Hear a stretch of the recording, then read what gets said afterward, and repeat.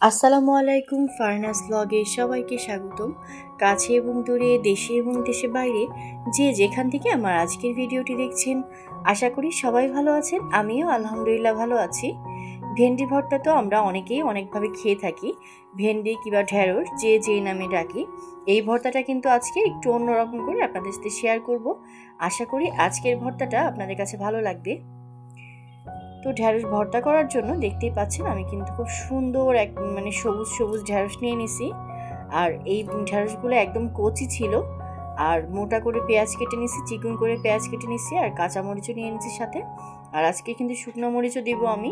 তো প্রথমে ঢ্যাঁড়সগুলো কিন্তু খুব সুন্দর করে ধুয়ে তারপর এটাকে এখন একটু টুকরা করে নিতে হবে। তো এইটাকে অবশ্যই খুব ভালোভাবে একদম ক্লিন করে নিতে হবে, কারণ গায়ে অনেক বালি থাকে। তো দেখতেই পাচ্ছেন আমি কিন্তু খুব সুন্দর করে অফ ক্যামেরায় ধুয়ে নিছি। আর ধুয়ে এটাকে এখন ছোট ছোট টুকরা করে নিব, কারণ ছোট ছোট করে টুকরা করে না দিলে যখন আমি ভর্তাটা মাখাবো তখন কিন্তু ভালো হবে না, সুন্দর মতো হবে না। তো এই জন্য ছোট ছোট টুকরা করে দিলে ভালো হয়। এই ভর্তাটা কিন্তু খেতে অসম্ভব মজা লাগে। তো আজকে একটু ভিন্ন রকমভাবে শেয়ার করব। আজকের ভর্তাটা অসম্ভব মজা। আশা করি পুরো ভিডিওটা জুড়ে থাকবেন সবাই। তো দেখতেই পাচ্ছেন ঢ্যাঁড়সগুলো কিন্তু আমি খুব সুন্দর করে টুকরা করে নিছি, ছোট ছোট টুকরা করে নিছি। ভর্তার মূল প্রসেসে চলে যাচ্ছি। আমার সব গোছানো হয়ে গেছে খুব সুন্দর করে। তো দেখতে পাচ্ছেন আমি কিন্তু খুব সুন্দর একদম লাল লাল মরিচ, শুকনো মরিচগুলো খুবই সুন্দর ছিল। তো যেহেতু আমি ভর্তা লাভার, তো দেখতেই পাচ্ছেন আমার হাজবেন্ড কিন্তু আমার জন্য খুব সুন্দর লাল লাল মরিচ নিয়ে আসছে। আর এই মরিচগুলো খুব বেশি ঝাল না, কিন্তু দেখতে কিন্তু অনেক সুন্দর। আর এই মরিচগুলো দিয়ে ভর্তা বানালে ভর্তাটা কিন্তু খেতে অসম্ভব মজা লাগে। তো মরিচগুলোকে আমি খুব সুন্দর করে ভেজে নিছি। শুকনো মরিচটা তুলে নিয়ে ওই তেলের মধ্যে আমি দিয়ে দিব কাঁচা মরিচ, যেগুলো আমি টুকরা করে নিয়েছিলাম সেই কাঁচা মরিচগুলো দিয়ে দিলাম। কাঁচামরিচটা কেটে দিছি, তারপর দেখেন কিভাবে ছিটতেছে চারিদিকে।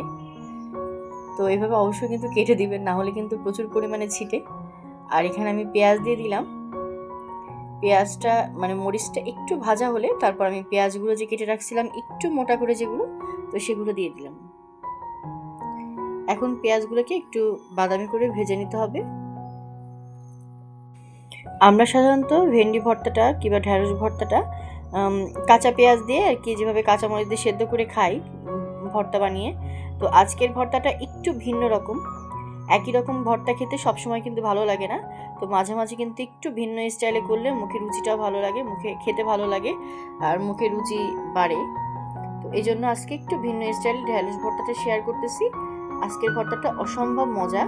বাসায় একবার হলেও এভাবে ট্রাই করবেন, যেভাবে যেভাবে দেখাচ্ছি, খুবই ভালো লাগবে। পেঁয়াজগুলোকে তুলে নিয়ে আমি ঢ্যাঁড়সগুলো দিয়ে দিলাম, আর তার মধ্যে দিয়ে দিলাম সামান্য পরিমাণ লবণ। তো এটাকে এখন একটু ভেজে নিতে হবে।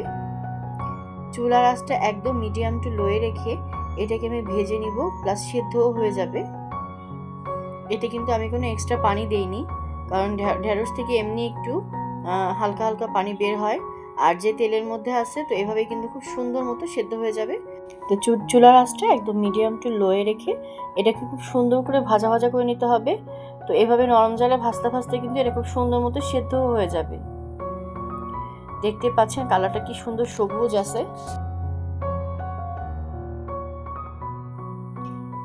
এই ভর্তাটা কিন্তু যেমনই মজা তেমনই কিন্তু মুখরোচক, খুবই মজার। তো যে কোনো কিছুর সাথে খেতেই কিন্তু ভালো লাগে, বিশেষ করে গরম ভাতের সাথে খেতে তো অসম্ভব মজা লাগে। তো দেখতেই পাচ্ছেন আমি কিন্তু খুব সুন্দর করে এটাকে ভেজে নিছি। আর এটা কিন্তু খুব সুন্দর মতো সেদ্ধ হয়ে গেছে, আর খুবই সুন্দর কচি ছিল ঢ্যাঁড়সগুলো। তো এবার ভর্তা বানানোর জন্য আমি এখানে শুকনো মরিচ যেগুলো আমি ভেজে রাখছিলাম সেখান থেকে দুটো শুকনো মরিচ নিয়ে নিলাম। যেহেতু আমার ভর্তার পরিমাণটা কম, আমি এক্সট্রা করে আলাদা মরিচ রাখছি, যেন বেশি ঝাল হয়ে গেলে সব মা খেতে পারবে না। তো এই জন্য ঝালের পরিমাণটা একটু কম দিলাম। আর যার লাগবে সে শুকনো মরিচটা এক্সট্রা নিয়ে নিবে। মরিচটা সামান্য পরিমাণ লবণ দিয়ে আমি এখন খুব সুন্দর করে মাখায় নিছি। আর যে পেঁয়াজ ভেজে রাখছিলাম, পেঁয়াজ আর কাঁচা মরিচটা, তো সেটা এখন দিয়ে দিলাম। তো খুব ভালোভাবে এখন মরিচের সাথে মাখায় নিচ্ছি। আর কাঁচা পেঁয়াজ রেখে দিয়েছিলাম, সে কাঁচা পেঁয়াজটাও কিন্তু এখন দিয়ে দিব, কুচি করে রাখা কাঁচা পেঁয়াজটা। আর সামান্য পরিমাণ সরিষার তেল। তো সব কিছু দিয়ে এবার খুব সুন্দর করে মাখায় নিতে হবে। এইভাবে খুব সুন্দর করে মাখায় নিয়ে তারপর আমি ঢ্যাঁড়সগুলো অ্যাড করব। এত সুন্দর একটা ঘ্রাণ বের হয়েছে, অসম্ভব সুন্দর একটা ঘ্রাণ বের হয়েছে। ঘ্রাণটা তো আসলে শেয়ার করতে পারতেছি না, কিন্তু আপনারা বাসায় এভাবে একবার হলেও ট্রাই করবেন, তাহলেই বুঝতে পারবেন। ঢ্যাঁড়সগুলো ভাজার পরও কিন্তু একদম সবুজ আছে, দেখতেই পাচ্ছেন। তো আমি এবার ঢ্যাঁড়সগুলোও দিয়ে দিলাম। তো দিয়ে এবার খুব সুন্দর করে মাখায় নিব। এই পর্যায়ে চাইলে আপনারা ধনিয়া পাতা ইউজ করতে পারেন। তো আমি আজকে আর ধনিয়া পাতা দিলাম না, আমার হাতের কাছে ধনিয়া পাতা নেই, সেজন্য দিলাম না। তো আপনারা চাইলে কিন্তু বাসায় ধনিয়া পাতা থাকলে একটু দিয়ে দিতে পারেন, ভালো লাগবে। তো আমি খুব সুন্দর করে ঢ্যাঁড়সগুলোকে মিশিয়ে নিচ্ছি। দেখতে পাচ্ছেন কতটা লোভনীয় হয়েছে আর এত সুন্দর ঘ্রাণ বের হয়েছে। একটু ভিন্ন স্টাইলে আজকে আপনাদের সাথে ঢ্যাঁড়স ভর্তাটা শেয়ার করলাম। আর এই ভর্তাটা তো দারুণ মজা, অসম্ভব মজা। গরম ভাতের সাথে খেতে তো দুর্দান্ত লাগে। আপনারা প্লিজ বাসায় একবার হলো এভাবে ট্রাই করবেন, তাহলেই বুঝতে পারবেন। আমি একটা বাটিতে বেড়ে নিচ্ছি।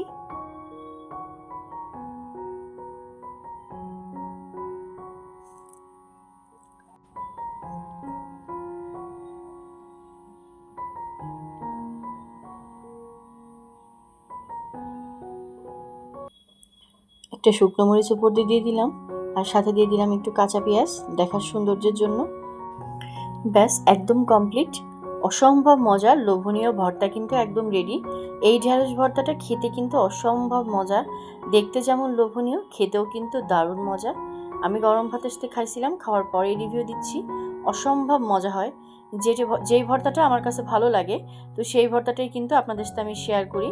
কারণ আমার কাছে যেটা ভালো না লাগবে সেটা কিন্তু আমি কখনোই আপনাদের কাছে শেয়ার করব না। তো এই ভর্তাটা আমি নিজে আগে খেয়ে দেখছি, অসম্ভব মজা। তো তারপরেই কিন্তু আপনাদের সাথে শেয়ার করতেছি আর রিভিউ দিচ্ছি। দারুণ মজার ভর্তা, একদমই সহজ নিয়মে দেখানোর চেষ্টা করছি। আশা করি আপনাদের কাছে আজকের রেসিপিটি ভালো লাগছে। রেসিপি ভালো লাগলে একটা লাইক দিয়ে দিবেন, আর অবশ্যই আমার চ্যানেলটি সাবস্ক্রাইব করে সবাই পাশে থাকবেন। তো আজকের মতো এখানেই বিদায় নিচ্ছি। সবাই ভালো থাকবেন, সুস্থ থাকবেন। পরবর্তী ভিডিও দেখার আমন্ত্রণ জানিয়ে সবাইকে আল্লাহ হাফেজ, আসসালামু আলাইকুম।